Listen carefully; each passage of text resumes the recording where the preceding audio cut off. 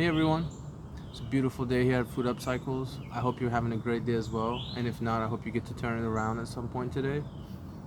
I wanted to start today's show with a quote from Soichiro Honda, the founder of Honda Motor Company.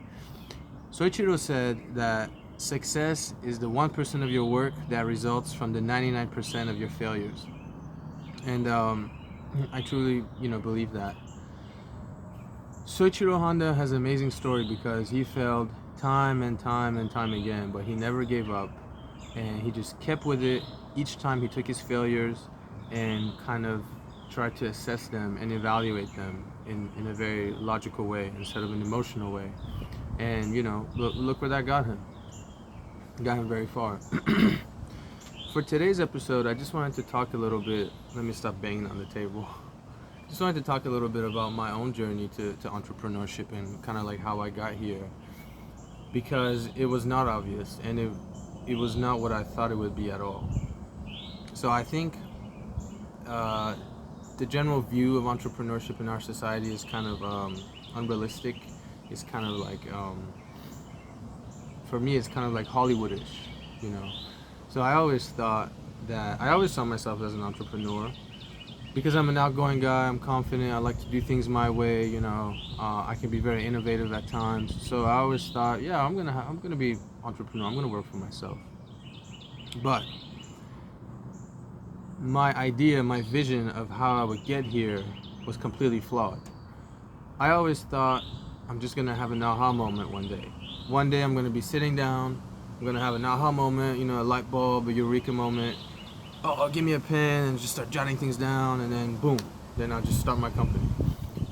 But the reality is that almost never happens. That's what we see in movies. That might be the stories that stick in our mind the most, but it's very rare that it's going to happen like that. For myself, I never thought I would end up in a composting startup, a food waste startup.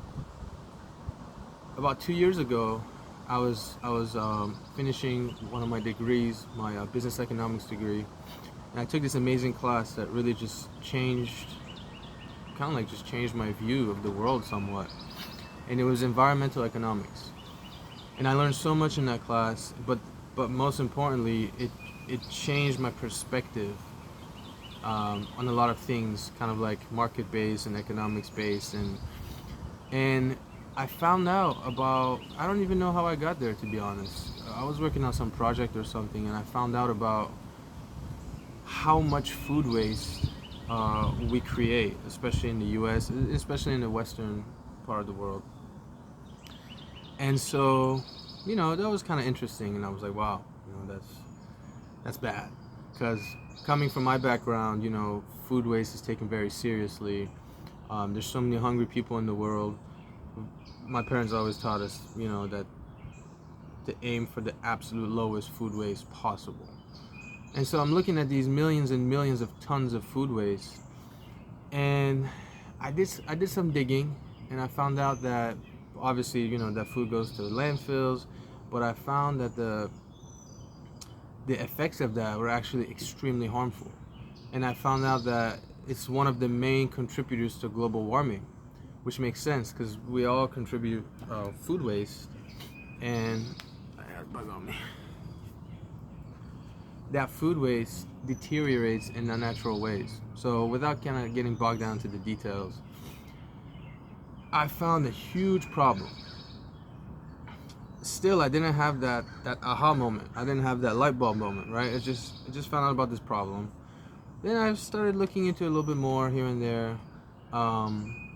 And slowly but surely, I started kind of like getting these thoughts, these instincts that, hey, this is something I could do something about. This is a problem that I could address. This is an issue that I have the skills, the understanding, and the passion to fight for. Because my main thing is earth and nature and plants. This is one of my biggest loves in this whole world. So when I found out about this problem, food waste, and how it's increasing global warming and just overall very destructive to the planet, we can get into that in another video for the nature nerds who actually care about it. But I found out about this problem, And then I just kind of started looking more and more into it. And then really, I kind of like, I was on the chase to solve this problem without really knowing it. It's kind of like one day I just kind of realized, hey, I'm kind of like trying to spearhead this problem. And then I said, well, guess what? I'm getting a degree in entrepreneurship. I've learned so much stuff, I have the skills necessary. I definitely have the passion. I know that this is something I can fight for till my last breath. I said, hey, I can be an entrepreneur now. This isn't how I ever imagined it at all. I always thought that it's just gonna come to me and I'm gonna go. No, not at all. By the time I had it, it's just kind of like, by the time I realized I had it, I had already had it for a while.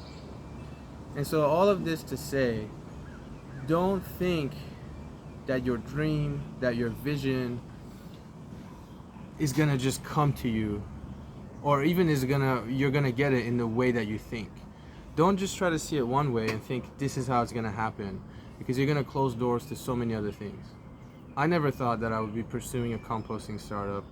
I never thought that I would be here. And definitely I never thought that I would have gotten here the way that I got here. But if I had just kept looking for my entrepreneurship venture one way, I would have never got here. I would have missed out on this. They say you usually find what you're looking for when you stop looking for it. And I think for entrepreneurship, that's very true. I'm not saying just don't look for anything, but stay open, stay open-minded, stay open to different things, and flip every stone. Don't just think your path is going to be this path, or don't think that the way you got to do things is going to be this way. Honestly, it could be any way. So stay open and embrace all the possibilities that the world has to offer you.